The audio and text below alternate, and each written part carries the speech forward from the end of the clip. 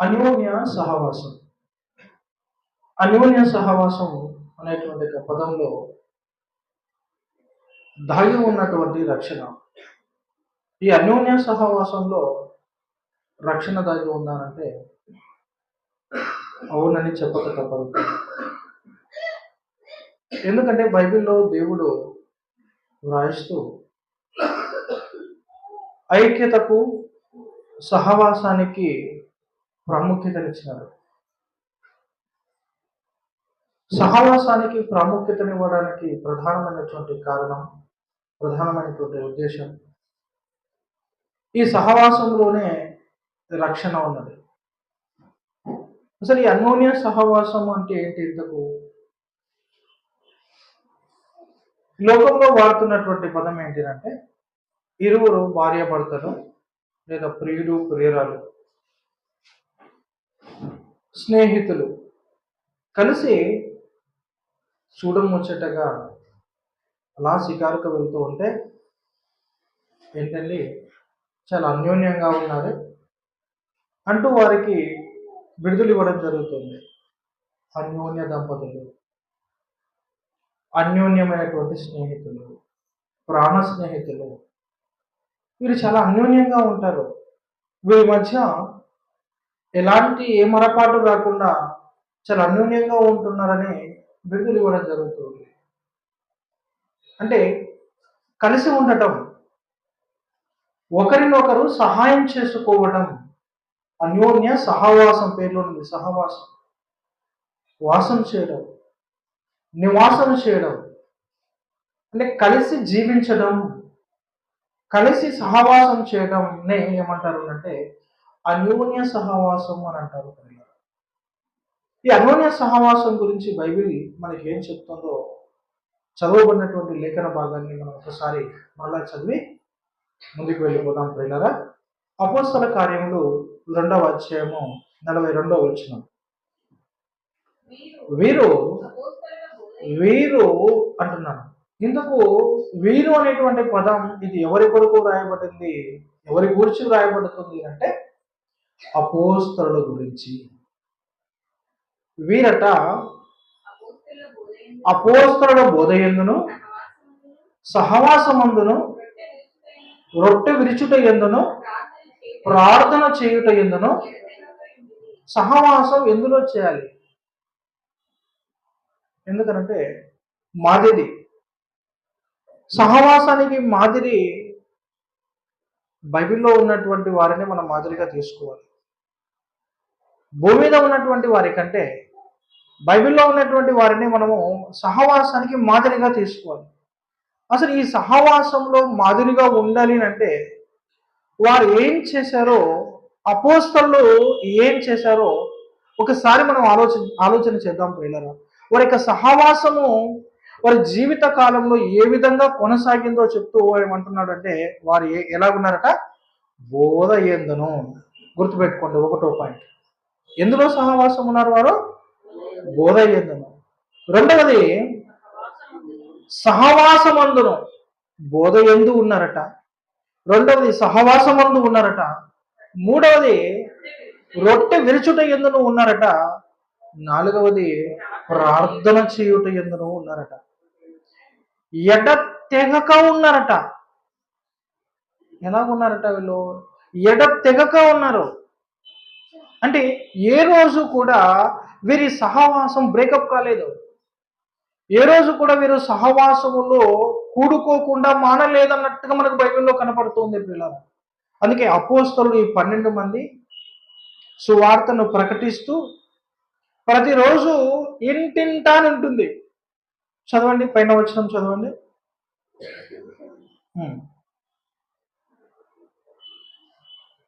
అపోస్తల కార్యములు 2వ అధ్యాయం 42వ వచనం. వీరు అపోస్తలుల బోధ యందును, సహవాసమందును, రొట్టె విరుచుట యందును, ప్రార్థన చేయుట యందును ఎడతెగగా ఉండిరి. ఏమంటారు? అప్పుడు ప్రార్థన చేయటం 46వ వచనం చదవండి. మరియు వారు ఏక మనస్కులై ప్రతిదినము దేవాలయములో తప్పక కూడుకొనొచ్చు అన్నాడు. ఇప్పుడు 5 పాయింట్లు వచ్చాయి. ఏం చేశారట? మొట్టమొదటిది బోధ, రెండవది సహవాసం, మూడవది రొట్టె విరుచటంలో, నాలుగవది ప్రార్థన చేయటంలో. ఏం చేస్తున్నారట? వీళ్ళంతా కూడుకుంటున్నారు. ఇది బైబిల్లో ఉన్నటువంటి సహవాసం. ఈ సహవాసాన్ని మనము మాదిరికరంగా ఉంచుకోవాలి పిల్లరా. ఇప్పుడు చదవండి 46వ వచనం. వారు ఎలాగున్నారట వారు ఏక మనస్కులై. ఎందులో ఏక మనస్సు కలిగింది వీళ్ళు? అని ఈ భూప్రపంచంలో, ఈ భూమి మీద ఉన్నటువంటి ఇప్పుడు 850 కోట్ల మందిలో ఉన్నారు కదా, సుమారు పైగా. ఒకవేళ జతలుగా లెక్క కడితే ఒక 400 జతలు, అందులో భార్యాభర్తలు ఉంటే ఒక 200 జతలు అనుకున్నాం. వీరి మనస్సు ఒకే విధంగా ఉండగలుగుతున్నారంటే భూమి మీద ఉన్నటువంటి సైకాలజీ శాస్త్రం చెప్పేటువంటిది ఏంటంటే ఎవ్వరి మనస్సు సమానంగా ఉండదట, ఒకేలాగా ఉండదట. అయితే అప్పుడప్పుడు కొన్ని అభిప్రాయాలు, కొన్ని అభిరుచులు, కొన్ని ఆలోచనలు కలుస్తూ ఉంటాయి. అప్పుడప్పుడు అంటూ ఉంటారు, మనం మీకేమంటే ఇష్టం అండి? మాకు ఏమండి బ్రెడ్ అంటే ఇష్టం అండి, మాకు గులాబ్ జామున్, నాకు కూడా గులాబ్ జామున్ అంటే ఇష్టం. మీకేమంటే ఇష్టం అండి? మాకు అలా రోజు తిరగడం అంటే, మాకు కూడా తిరగడం అంటే ఇష్టం. అంటే మా ఆలోచనలు మీ ఆలోచనలు ఒకేలాగా ఉన్నాయే అంటే మనస్సు ఒకటేనా? కొన్ని అభిప్రాయాలు ఏకమవచ్చు, కానీ మనసులు మాత్రం ఏకం కాలేకపోతున్నాయి పిల్లలు. అందుకే అపోస్తలును మాదిరిగా పెట్టుకోవాలి మనము. అపోస్తలు ఏమంటున్నారు అంటే ప్రియులారా, ఈ ఎలా ఉన్నారంటే మీరు ఏక మనస్సు కలిగి ఉన్నారు. అంటే ఒకే మనస్సు. ఎందులో ఒకే మనస్సు కలిగి ఉంది?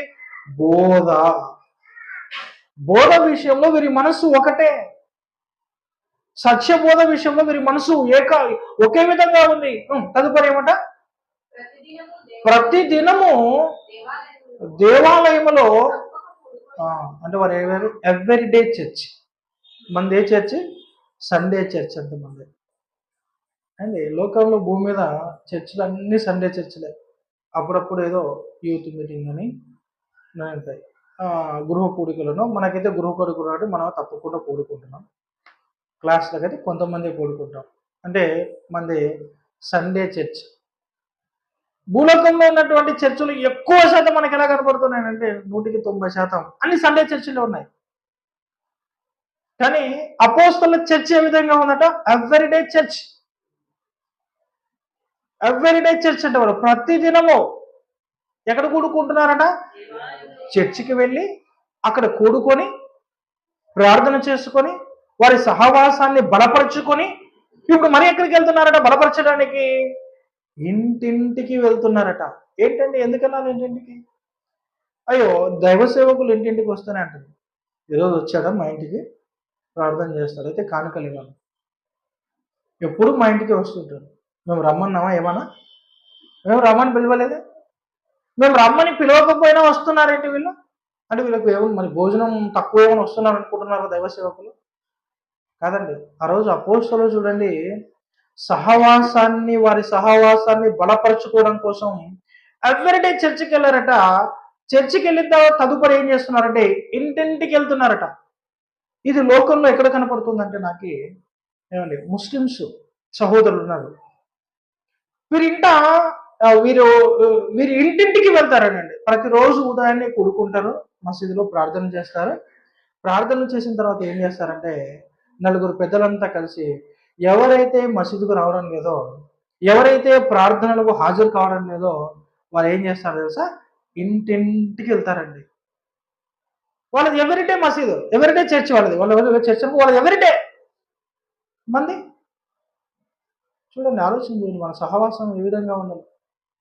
అపోస్తల బోధిస్తున్నాం అనుకుంటున్నటువంటి మనము, అపోస్తల బోధ యందు మేము ప్రతిష్ట చేయబడ్డాం అనుకుంటున్నటువంటి మనము, ఒకసారి మనం ఆలోచన చేస్తే ఏది నిజం ఏది అబద్ధం ఆ పక్కన పెడితే వారు ఏ విధంగా వెళ్తారంటే ప్రతిరోజు ఇంటింటికి వెళ్తారు. ఇంటింటికి వెళ్ళి ఏం చేస్తారంటే, ఏమండి మీరు మసీదుకి రావట్లేదు, మీరు నమాజ్ చేయడం లేదు, రావాలండి.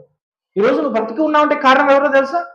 నువ్వు అన్నం తింటున్నావు అంటే కారణం ఎవరో తెలుసా? నువ్వు గాలి పిలుస్తున్నావు అంటే కారణం ఎవరో తెలుసా? ఇదిగో పైన ఉన్నటువంటి ఆ దేవుడు.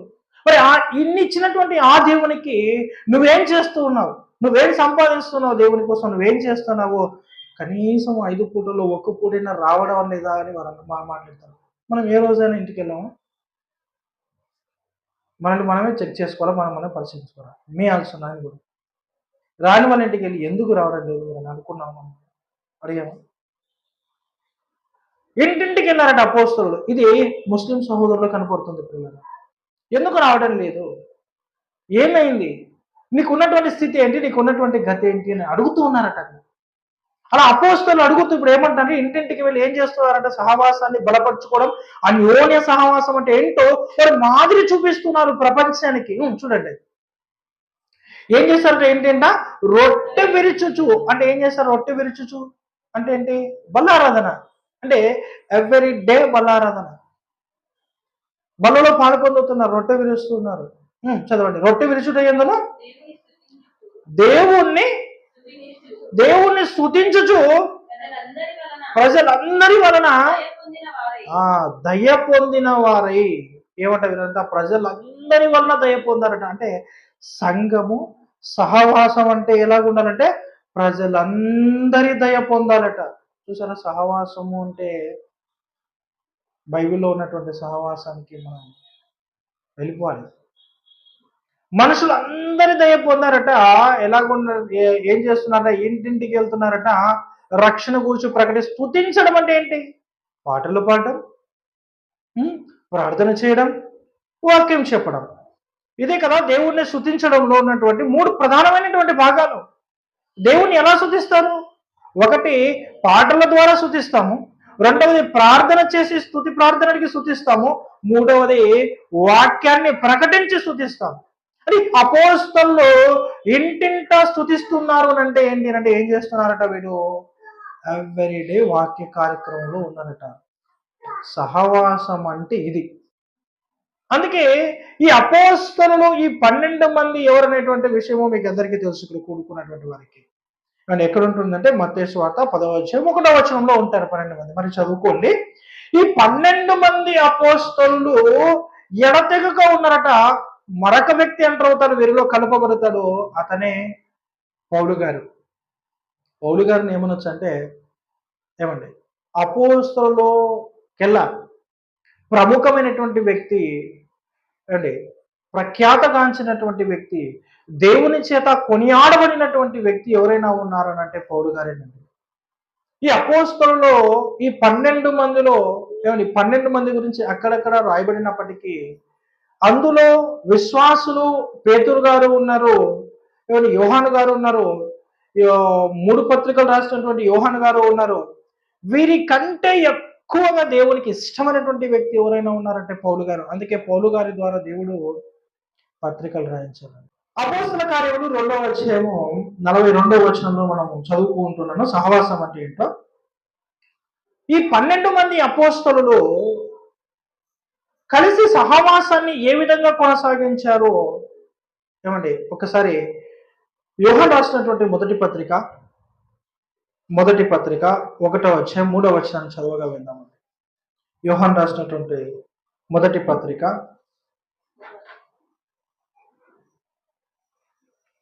1వ అధ్యాయము ఎవరటానండి?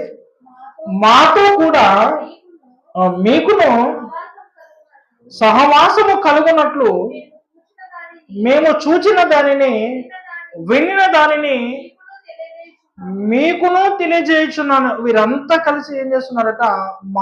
మేము ఏదైతే చూసామో, మాకు ఏదైతే కలిగిందో, మేము ఏదైతే విన్నామో దాన్ని ఏం చేస్తున్నారట? తెలియజేయుచున్నామంటే ప్రకటిస్తూ ఉన్నారు. అపోస్తలుల యొక్క సహవాసంలో వీళ్ళు కన్నదానిని విన్నదానిని మేము ప్రకటించక ఉన్నాం. నీ ఇష్టం వచ్చింది చేసుకున్నారు. ఆ రోజు బెదిరించారు, చెరసాలలో వేయించారు, మీరు వాక్యాన్ని ప్రకటించొద్దన్నారు, స్టెఫెను గారిని రాళ్లతో కొట్టి చంపారు. అయినా మేము వెనుకడుగు వేయం. కన్న వాటిని విన్న వాటిని మేము ప్రకటించక మానం. ఏమండి? మరి నిజమో అబద్ధమో తెలియదు కానీ మన భారతదేశంలో ఒక విషయం మీద సర్వే జరుగుతుందట. ఎవరైతే భారతదేశంలో ఉన్నారో క్రైస్తవులు అనబడుతున్నటువంటి వీరికి రిజర్వేషన్లు లేకుండా చేయాలి అని. అందుకే కుల గణన అనేటువంటి ప్రాతిపదికన ఏ కులస్తులు ఎంతమంది ఉన్నారనేటువంటి ఒక ప్రాతిపదికన ఏం చేస్తున్నారంటే లెక్క కడుతూ ఉన్నారట. మరి ఎంతవరకు సత్యమో తెలియదు కానీ ఎవరైతే క్రిస్టియానిటీలో ఉన్నారో, ఎవరైతే క్రీస్తువులు నమ్మి క్రైస్తవులుగా మారి ఉన్నారో వీరికి అందరికీ ఏమండి ప్రభుత్వ ఉద్యోగాల్లో రిజర్వేషన్ లేకుండా చేస్తామని అన్నారు. ఇప్పుడు మన వాళ్ళంతా ఏం చేస్తారు తెలుసా?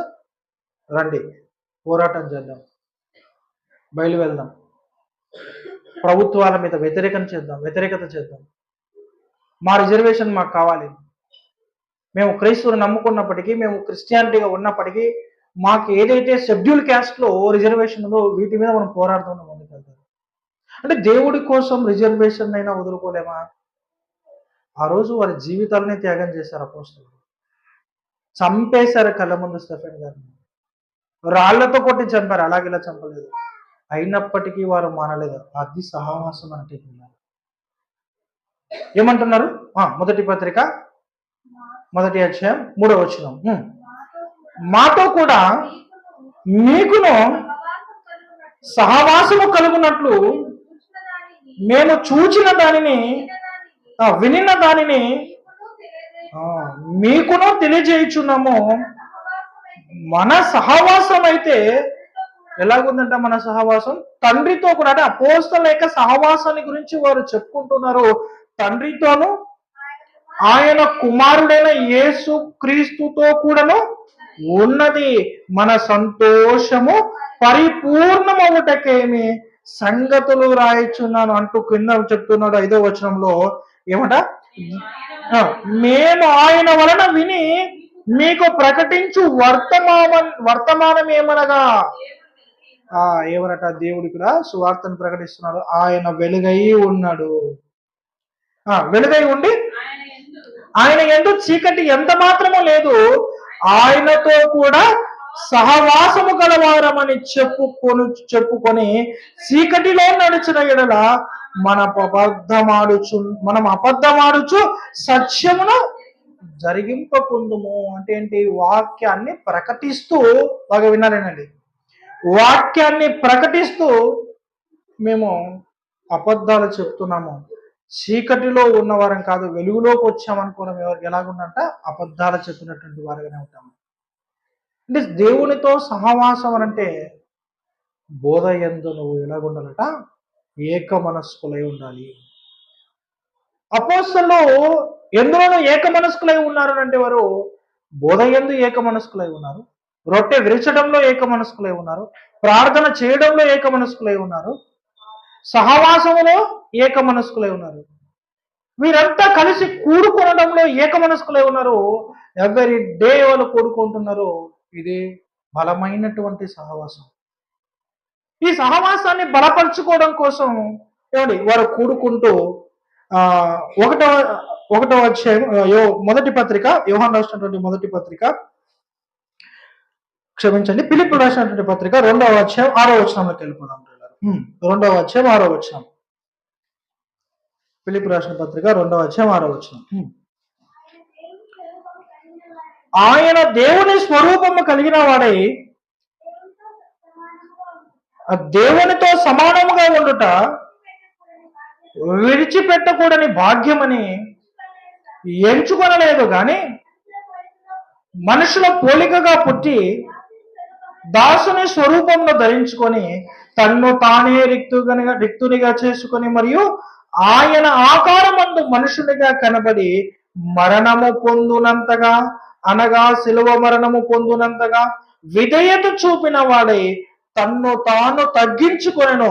అందుచేతనే పరలోకమందున్న వారిలో గాని భూమి మీద ఉన్న వారిలో గాని భూమి కింద ఉన్న వారిలో గాని ప్రతి వాని మోకాలు యేసు నామమున వంగునట్లు అంటున్నాడు. పిల్లరా, ఇది యేసు క్రీస్తునందు సహవాసం. ఏమనట? భూమి మీద ఉన్నటువంటి ప్రతి ఒక్కరూ ఏం చేయాలట? సహవాసం. ఎవరి యందు సహవాసం అంటే ప్రభు అయినటువంటి యేసుక్రీస్తుల వారి యందు సహవాసం. అపోస్తలులు తండ్రి అయినటువంటి దేవునితోను ప్రభు అయినటువంటి యేసుక్రీస్తుల వారితోను సహవాసంలో ఉన్నారు. ఈ సహవాసమే ఎలా ఉన్నారనంటే లోకంలో ఒక ఉదాహరణ, మంచి ఉదాహరణ ఇస్తాను. సహవాసానికి ఒక ఉదాహరణ. అసలు సహవాసం ఉండడం ద్వారా దేవునికి ఏంటి లాభం? ఈ భూమి మీదనండి ఒక వేరు చెనక్కాయల చెట్టు మీరు అందరూ చూసి ఉంటారు. వేరు చెనక్కాయల చెట్టు. ఈ వేరు చెనక్కాయల చెట్టుకు వేరు భాగంలో ఒక చిన్న బుడిపెలాకారంలో ఉన్నటువంటి చిన్న చిన్న బుడిపెలుగా కనపడుతుంటాయి. చూసారా? అలాగ పొలాల్లో వెళ్తున్నప్పుడు అటు ఇటు చూసి ఎవరు లేనప్పుడు పెరికేసి ఉంటారు. అలా పెరిగినప్పుడు మీరు బయటికి చూడండి, ఆ వేరు శనగ వేరులో ఉన్నటువంటి ఆ వేరుకు చిన్న చిన్న చిన్న చిన్న బుడిపెలు ఉంటాయి. ఏందనుకుంటున్నారు బుడిపెలు? ఇది ఒక రకమైన బ్యాక్టీరియా. అవునండి, ఇది ఒక రకమైనటువంటి రైజోబియం అనేటువంటి ఒక బ్యాక్టీరియా. ఈ బ్యాక్టీరియా ఉండడం వల్ల చెట్టుకి ఏంటి లాభం? ఇంతకు చెట్టుకి ఏదైతే పోషక పదార్థాలు అందిస్తున్నామో, భూమిలో నుంచి ఏదైతే లవణాలు మనం అందించేటువంటి పోషక పదార్థాలు ఏవైతే అందిస్తున్నామో, చెట్టుకు అందించినటువంటి దానిని ఏం చేస్తుందంటే ఈ బ్యాక్టీరియా తినేస్తుందట. ఈ బ్యాక్టీరియా తినడం వల్ల మరి చెట్టుకి ఏంటి లాభం అనుకుంటున్నారా? ఆ బ్యాక్టీరియాను తిని అది ఏం చేస్తుందో తెలుసా? ఆ బ్యాక్టీరియాను తినే ఆ లవణాలను బ్యాక్టీరియా తినేసి ఆ బ్యాక్టీరియా తన పనిని ఉపయోగించుకొని తన స్వార్థాన్ని ఏర్పరచుకోనక నిస్వార్థంతో ఏం చేస్తుందంటే అదే వేరుశనగ చెట్టుకి ఏం చేస్తుంది తెలుసా? దానికి కావలసినటువంటి నత్రజనిని అందజేస్తుంది, నత్రజనిని ఉత్పత్తి చేస్తుంది. రైజోబియం ఉంటుంది బ్యాక్టీరియా. అందుకే పొలాల్లో వాడకంలో ఎక్కువగా ఒక మాట ఉపయోగిస్తూ ఉంటారు, నత్రజని ఎరువులు వాడండి. మా ఎరువులు నత్రజని ఎరువులు కలిగినటువంటి, మీరు ఎరువుల ప్యాకెట్ మీద చూస్తే ఇవి నత్రజని ఎరువులు అని రాయబడి ఉంటుంది అక్కడ. అంటే ఆ వేరుశనగ చెట్టుకు లేదా ప్రతి చెట్టుకు పుష్కలంగా ఏం కావాలో తెలుసా? ఫలాన్ని అనుభవించాలంటే, ఒక ఫలం ఫలించాలి అంటే ప్రతి చెట్టుకు పుష్కలంగా ఏముండాలంటే నత్రజని అనేటువంటి ఏమండి ఖచ్చితంగా ఉండాలి వాటికి. దీనిని ప్రొడ్యూస్ చేసేటువంటిది బ్యాక్టీరియా. అంటే దానితో సహవాసం చేస్తూ దానిని ఉపయోగించుకొని అది అలాగే స్వార్థంగా ఉండక ఏం చేస్తుందంటే ప్రతిఫలంగా దానికి సహాయం చేస్తుందట బ్యాక్టీరియా. అలా సహాయం చేయడం ద్వారానేనండి ఈరోజు నేను వేరుశనక్కాయలు తింటున్నాం అంటే కారణం. ఈ సహవాసం అనేటువంటిది అది చేయకపోతే అది ఫలాలు అనేటువంటి రావు, దానికి మంచి ఫలాలు అనేటువంటివి ఫలించబడవు ప్రియులారా. అలాగా దానికి ఏంటట? అన్యోన్య సహవాసంలో ఉన్నాయట. ఏమండి, ఈ అన్యోన్య సహవాసాన్ని గురించి మరొక వచనాన్ని చూద్దాం ప్రియులారా. పేతురు రాసినటువంటి మొదటి పత్రిక 2వ అధ్యాయం 7వ వచనం.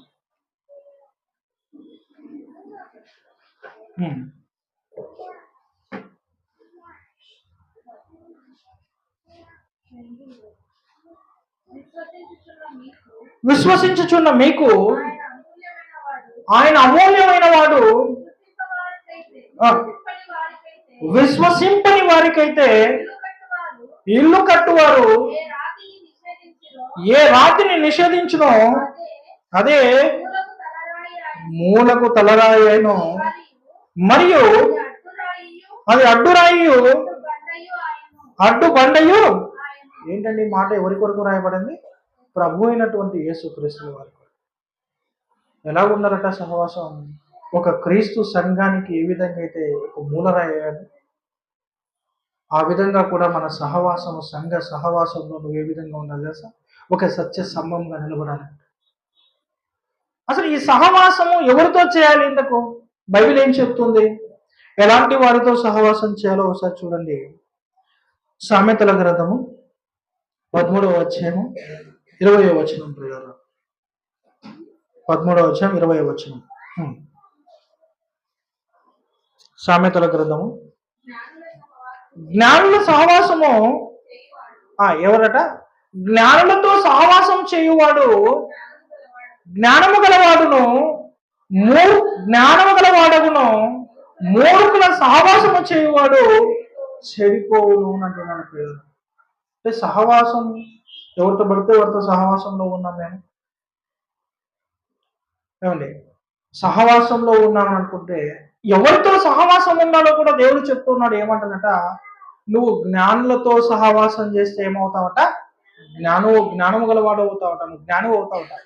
అదే మూర్ఖులతో సహవాసం చేస్తే మూర్ఖుడైపోతావట. నిజంగా భూమి మీద మరి జ్ఞానులని మనం ఎలా కనుక్కోవాలి? ఇంతకు ఇది జ్ఞానుల సంఘము, ఇతను మహాజ్ఞాని అని ఏమండి, మరి వారిని మనం ఎలా కనుక్కోవాలి? జ్ఞానులతో సహవాసం చేయమన్నాడు కదా. మరి ఆ జ్ఞానులు ఎలాగుంటారో కూడా దేవుడు చెప్తూ ఉన్నాడు. అదే సామెతల గ్రంథము జ్ఞానులు ఎలాగుంటారో దేవుడు చెప్తున్నాడు అండి. 15వ అధ్యాయము 31వ వచనం పిల్లలు. 15వ అధ్యాయం 31వ వచనం. ఏటట? ఎలాంటి ఉపదేశం అంగీకరించాలట? నిన్ను జీవింపజేసేటువంటి ఉపదేశం. ఏంటి నిన్ను జీవింపజేసేది? ఆత్మ. శరీరం కేవలం నిష్ప్రయోజనం. శరీరం కేవలం నిష్ప్రయోజనం. ఆత్మయే నిన్ను జీవింపజేయుచున్నది కనుక ఆత్మ సంబంధమైనటువంటి విషయాలు ఎవరైతే బోధిస్తున్నారో వారే జ్ఞాని, వారే జ్ఞానవంతులు, వారే సత్య బోధలో దగ్గరగా ఉన్నటువంటి వారు, సత్య బోధను అవలంబిస్తున్నటువంటి వారు. ఎలా ఉండరట? ఉపదేశాలు అనేటువంటివి జీవార్థమైనటువంటివి, జీవం కలిగినటువంటివి. అనగా ఆత్మకే జీవం ఉంది కనుక ఈ జీవం కలిగినటువంటి ఆత్మను మనం ఏం చేయాలంటే దినము అభివృద్ధి చెందించాలి. పౌలు గారు అంటారు, మా బాహ్య పురుషుడు కృషించుకోవచ్చున్నాను, నాలో ఉన్నటువంటి ఆంతర్య పురుషుడు ఏం చేస్తున్నాడంటే దినదినము అభివృద్ధి చెందుతున్నాడట. ఎప్పుడు అభివృద్ధి చెందుతాడో? ఎప్పుడు అభివృద్ధి చెందుతుంది ఆత్మ? దినదినము అపోస్తలుల సహవాసమందు ఉన్నప్పుడే. ఏం చేశారట అపోస్తలులు? ప్రతిరోజు ఎక్కడ కొట్టుకుంటున్నారట? చర్చికి వెళ్తున్నారట. ఎవ్రీడే చర్చ్ అంటే ఉండదు. దేనికోసము? బలపడాలి. సహవాసంలో ఉంటేనే ఎవరి మన ఆత్మ అనేటువంటిది బలపడుతుంది. అందుకే పౌలు గారు అంటాడు దినదినము అభివృద్ధి చెందాలి. అంటే నీ ఆత్మ దినదినము అభివృద్ధి చెందాలి అంటే, నువ్వు జ్ఞానవంతునిగా మారాలి అంటే ప్రతిరోజు వాక్యం నువ్వు వినాలి, ప్రతిరోజు వాక్యాన్ని ధ్యానించాలి. అందుకే ధ్యానించు వారు ఎవరట? ధన్యులు. దావీదు గారినండి నిజంగా నాకు బైబిల్ చదవడంలో దేవుని యందు భయభక్తులు కలిగినటువంటి వ్యక్తులు నాకు నచ్చినటువంటి వ్యక్తి దావీదు గారు. ఎందుకంటానంటే దావీదు గారట రాత్రి వరకు పడుకున్న బైబిల్ ధర్మశాస్త్రాన్ని ధ్యానిస్తూ ఉంటాడట. మరలా ఎప్పుడు తెల్లవారుతుందని, వేకువజామున ఎప్పుడు అవుతుందని ఎదురు చూస్తుంటాడట. అంటే బహుశా నిద్రపోలేదేమో దావీదు గారు అనిపిస్తుంది. దావీదు గారు బహుశా నిద్ర రాలేదేమో. అంటే ధర్మశాస్త్రాన్ని ఆనందించడంలో ఆ ఆనందంతో నిద్ర రావట్లేదు. కొంతమందికి చూసారు, ఏదైనా ఇంట్లో మనం ఇష్టమైనటువంటి వస్తువు కొన్నాం అనుకోండి, రాత్రి అంతా చూస్తూనే ఉండిపోతాం. ఎక్కువసేపు ఆనందంతో నిద్ర కూడా పట్టదు. మనకి ఇష్టమైనటువంటిది మా నాన్నగారు ఎవరైనా కొనిచ్చారనుకోండి, ఆ వస్తువును పక్కనే పెట్టుకొని పడుకుంటారు పిల్లలు కూడా. ఆ వస్తువును చూడగానే ఆనందం. అంటే ఇప్పుడు దావీదు గారికి ఏమట? ప్రీతికరములను అంటాడు. నీ శాస్త్రములు ఎలా ఉన్నాయట? ప్రీతికరం. అంటే ఐ లవ్ యూ, నాకు చాలా ఇష్టం. ఈ భూమి మీద మీకు ఇష్టమైంది ఏంటంటే మీరు తడుకోకుండా ఏమని చెప్తారంటే కరెక్ట్గా, నాకు జిలేబీ అంటే ఇష్టం, నాకు లడ్డు అంటే ఇష్టం, అది కూడా ఎర్రగా కాల్చిన లడ్డు అంటే ఇష్టం నాకు, లేదా దోశలు అంటే ఇష్టం. ఇష్టాన్ని అడిగితే ఏమంటే ఏ క్రైస్తవులు మీకు ఏమంటే ఇష్టం అన్నారు అనుకోండి, 100 మందిని అలా పోయేటప్పుడు అడగండి, క్రైస్తవులు నేను ఎవరైనా అడగండి, 10 మందిని అడగండి, ఏమండి మీకు ఏమంటే ఇష్టం, నాకు అది ఏదో ఒకటి చెప్తారు. కానీ ఎవరైనా నాకు బైబిల్ అంటే ఇష్టం, ధ్యానించడం అంటే ఇష్టం అని చెప్తారనంటే దావీదు గారే చెప్పాలి. నిజంగానండి, ఆ కీర్తన గ్రంథం 119వ అధ్యాయంలో ఉంటుందనండి. ఆయన జీవిత చరిత్ర బైబిల్ కొరకు ఎలా అంటే దేవుని యొక్క మాటల కొరకు ఆయన ఏ విధంగా తమన పడ్డాడో 119వ అధ్యాయంలో ఉంటుందండి. వీళ్ళరా దేన్ని ఇష్టపడాలో తెలుసా? ఇష్టపడితే వాక్యాన్ని ఇష్టపడాలండి. ఎక్కడున్నాం? సామెతల గ్రంథము 15వ అధ్యాయము 31వ వచనం. జీవాంతమైన ఉపదేశమును అంగీకరించు వానికి జ్ఞానుల సహవాసము లభించును. అంటే ఎక్కడైతే జీవార్థమైనటువంటి ఉపదేశం ఉంటుందో అక్కడ జ్ఞానులతో సహవాసం ఉంటుంది.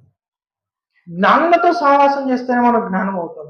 లోకంలో ఒక సామెత ఉంది కదండి, అప్పుడప్పుడు స్కూల్లో టీచర్స్ అంటుంటారు, రే వాడి పక్కన కూర్చోవద్దు, నన్ను కూర్చుంటే వాడిలాగే మారుతాం అంటూ ఒక లోకంలో ఒక సామెత చెప్తారు. తాను చెడిన కోతి వనంలోనికి వెళ్ళి ఏం చేసిందట, మిగతా కోతులతో కలిసి చెడగొట్టిందట. ఎందుకంటున్నారు ఈ మాట అని అనుకున్నాను నేను. ఓహో, డార్విన్ సిద్ధాంతాన్ని బేస్ చేసుకున్నట్టున్నట్టుండే అనిపించింది నాకు.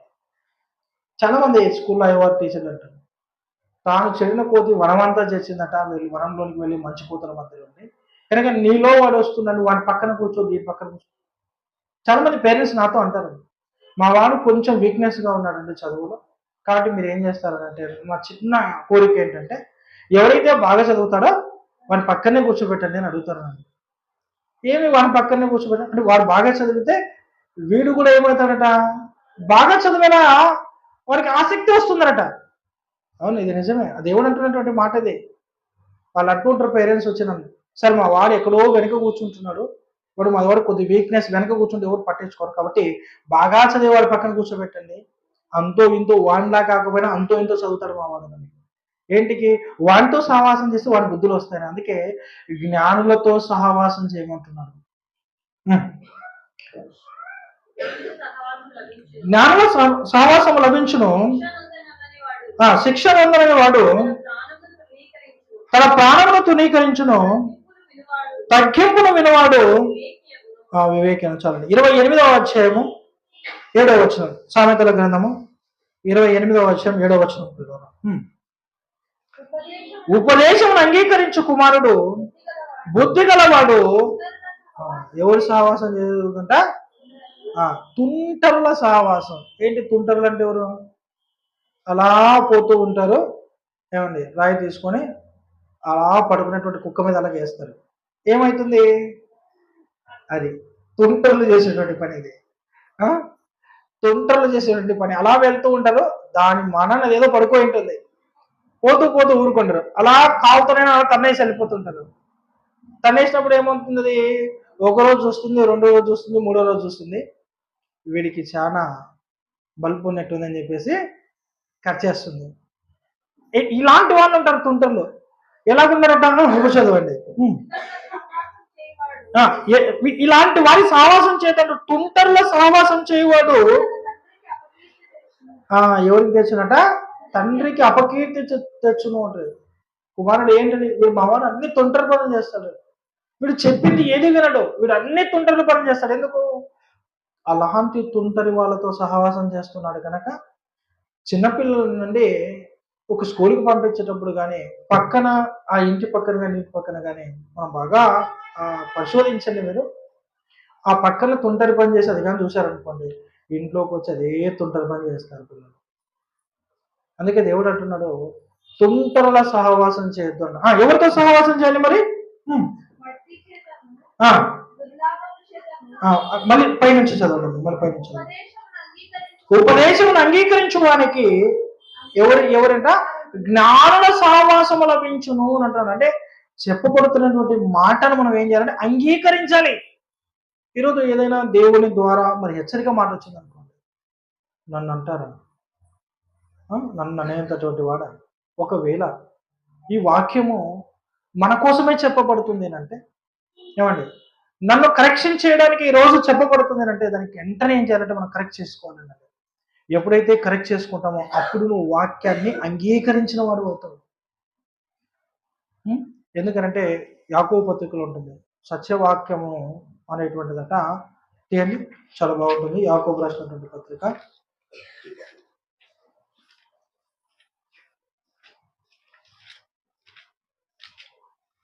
వాక్యము శక్తి కలదంటుంది. చదవండి.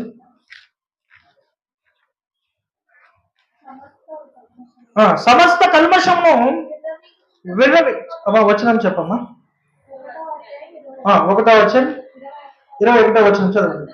అందుచేత సమస్త కల్మషమును విర్రబీగుచున్న దుష్టత్వమును మాని లోపల నాటబడి మీ ఆత్మలను రక్షించుటకు శక్తి గల వాక్యం ఏం చేయాలట? అంటే ఇప్పుడు నువ్వు రక్షణ పొందాలి అంటే ఏం చేయాలట? జ్ఞానులతో సహవాసం చేయాలి. జ్ఞానులు చెప్పేటువంటి వాక్యాన్ని నువ్వు ఏం చేయాలి తెలుసా? అంగీకరించాలి. ఎలాగ అంగీకరించాలి? సాత్వికముతో అంగీకరిస్తే నీకేముందట? రక్షణ. ఇప్పుడు సహవాసంలో ఏం దాగి ఉంది? రక్షణ దాగి ఉంది. అంటే సహవాసంలో రక్షణ దాగి ఉందంటే సహవాసాన్ని కోల్పోతే రక్షణ నుంచి కోల్పోయినటువంటి వారమే.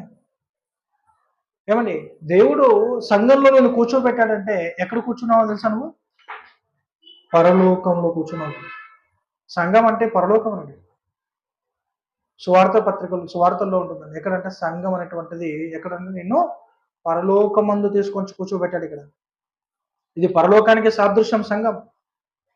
నువ్వు అందులో ఉన్న సీట్ వేసి నేను కూర్చోబెట్టాడు, ఒక చైర్ వేసి నువ్వు కూర్చోబెట్టాడు దేవుడు.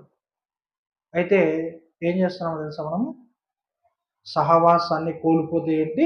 సీట్ లాస్ అయినట్టే. ఏమండి, బస్ స్టాండ్లోకి వెళ్తే జనాలు ఎక్కువ గుంపులుగా ఉంటారు. ఏం చేస్తారు? మీరు పరిగెత్తుకుంటూ వెళ్ళి సీట్ వేస్తారు.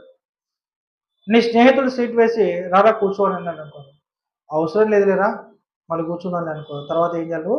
సీట్ను కోల్పోయి నిలబడాల్సిన పరిస్థితి. అలాగే సంఘంలో అన్యోన్య సహవాసాన్ని ఎవరైతే కట్ చేసుకుంటారో రక్షణలో నుంచి వేరైనటువంటి వారే. అందుకే ఏం చేయాలట? సాత్వికముతో వాక్యాన్ని అంగీకరించాలట. మరలా సహవాసాన్ని గురించి చెప్తూ వెళ్ళరా, అదే సామెతల గ్రంథము 22వ అధ్యాయము 24వ వచనం. ఎవరితో సాహసం చేయాలి, ఎవరితో సాహసం చేయకూడదు అనేది ఈరోజు చూస్తున్నాం మనం. 22వ అధ్యాయం 24వ వచనం.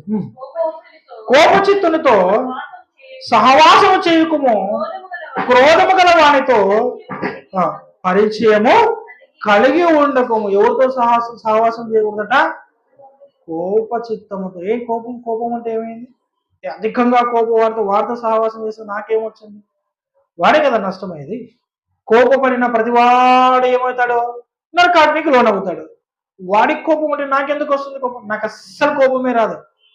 అంతే కదా? కోపం వాడికైతే నీకెందుకు వస్తుంది అనుకుంటున్నారా? వాడు నరకాగ్నికి లోనైతే నువ్వు కూడా ఎక్కడికి వెళ్తావు తెలుసా? నరకాగ్నికి లోనవుతావు.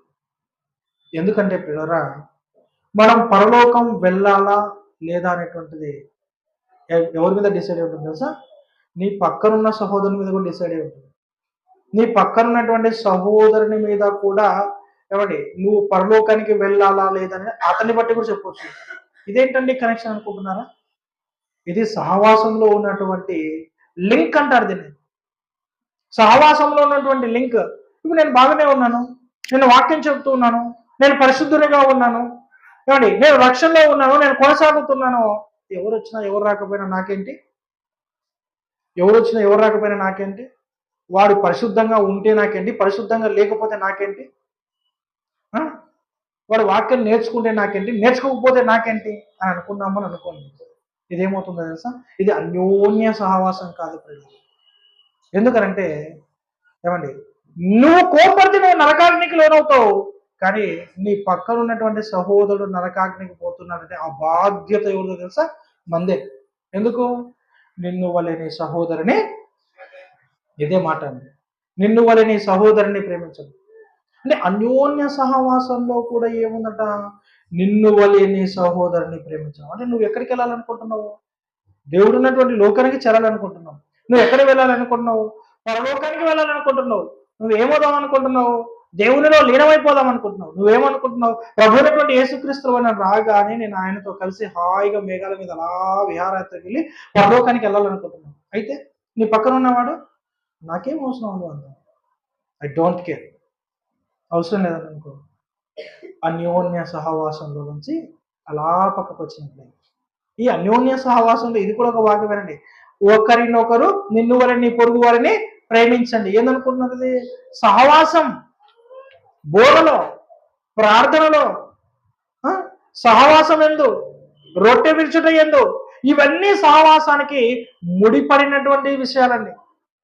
అంటే ఇప్పుడు నీ సహోదరులు నువ్వు పరలోకానికి వెళ్తే, నువ్వు పరలోకానికి వెళ్ళాలంటే ఎవరి మీద ఆధారపడింది? నీ సహోదరుని మీద కూడా ఆధారపడింది. నువ్వు పరిశుద్ధంగా ఉంటే సరిపోదు, నీ సహోదరుని కూడా పరిశుద్ధపరచాలి. అందుకే జ్ఞానులతో సహవాసం చేయమంటున్నాడు, మూర్ఖులతో సహవాసం చేయమంటున్నాడు, కోపచిత్తులతో సహవాసం చేయమంటున్నాడు. మరి జ్ఞానులు ఎవరు అంటే అపోస్తలులే నేడు మనకు మాదిరి. ఈ జ్ఞానులే మనకు మాదిరి. చివరిగా మరి ఒక వచనాన్ని చూసి మనం ముగించుకుందాం ప్రియులారా. యూదా పత్రిక 1వ అధ్యాయం 16వ వచనం. వారు తమ దురాశల చొప్పున నడుచుచు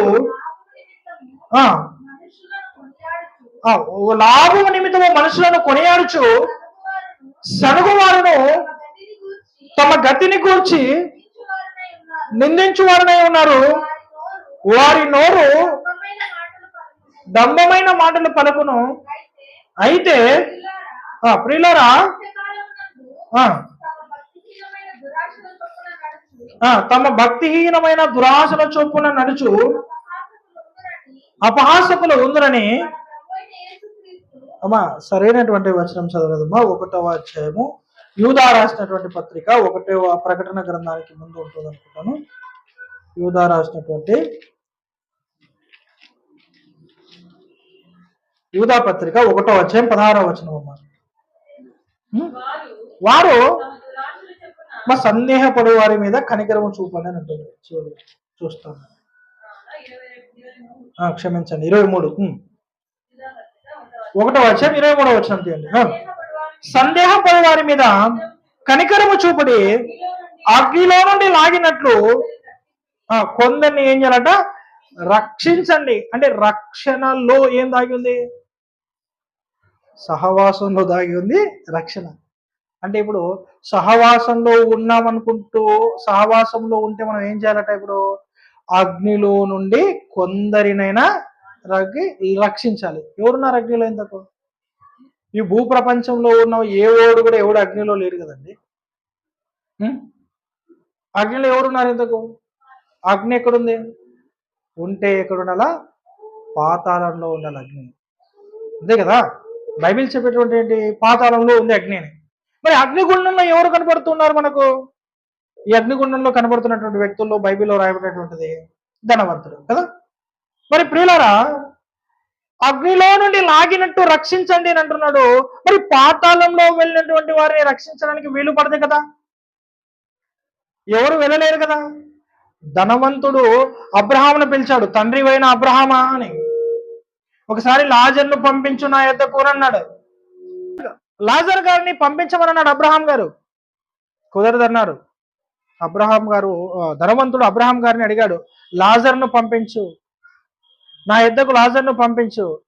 అంటే మీకు నాకును మధ్య ఒక పెద్ద అగాధం ఉంది, రావడానికి వీల్లేదంటే, అలాగైతే భూమి మీదకైనా పంపించు లాజర్ను, ఎందుకంటే నా అన్నదమ్ములు ఉన్నారు, వాళ్ళని రక్షిస్తాడు, అతను వెళ్ళి చెప్తాడని అంటాడు. కుదరదు.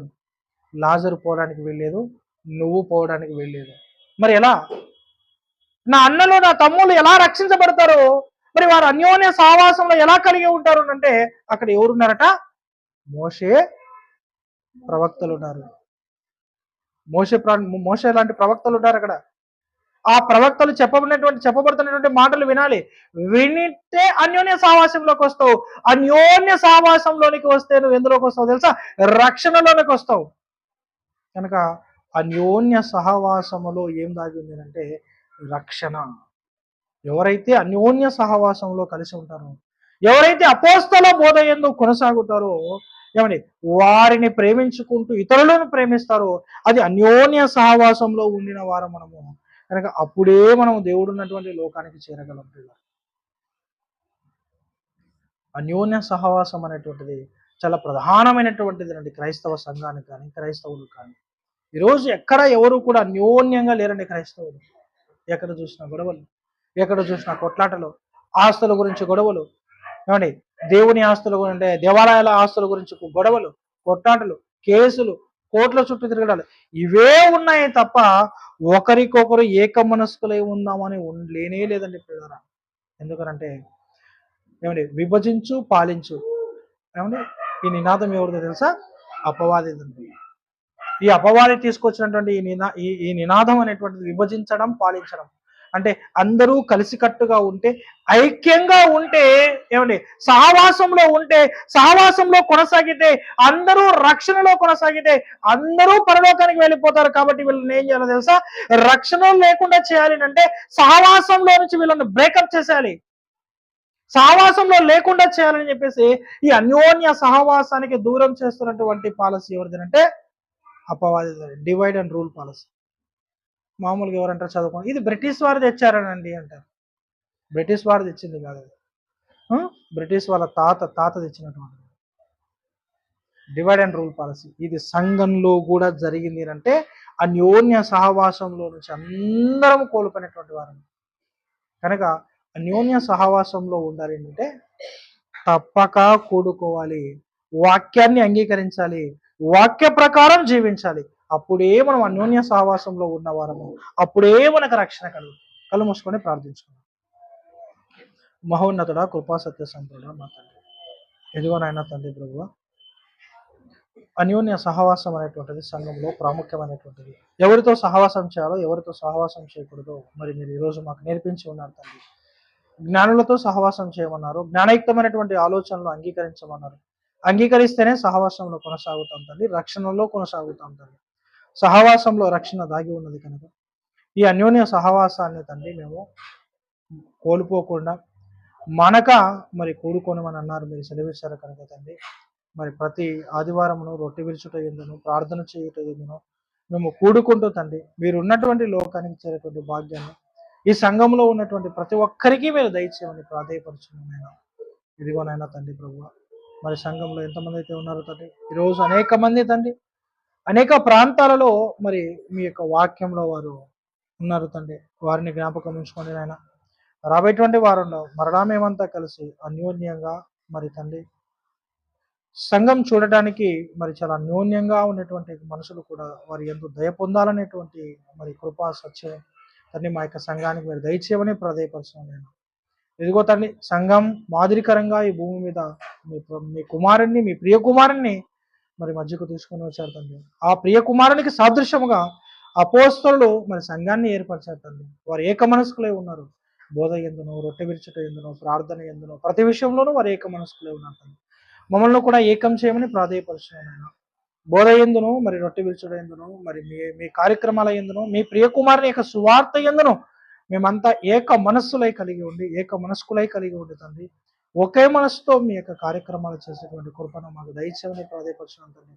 మరి ముఖ్యంగా తండ్రి ఈరోజు మా మధ్యలో మరి మా విచ్చన్న గారు లేకపోవడం మాకు విచారకరంగా ఉంది నాయన. వారి ఆరోగ్యాన్ని మీరు మెరుగుపరచండి తండ్రి, ఇంకా మెరుగుపరిచి తండ్రి మరి త్వరలో మా మధ్యకును వచ్చి వాక్యాన్ని పంచుకునేటువంటి కృపను మరి అన్నగారికి మరి దయచేయమని ప్రాధేయపరుచున్నాను. అన్నగారికి తోడుగా ఉండండి, మీరు మంచి ఆరోగ్యాన్ని ప్రసాదించమని ప్రాధేయపరుచున్నాను తండ్రి.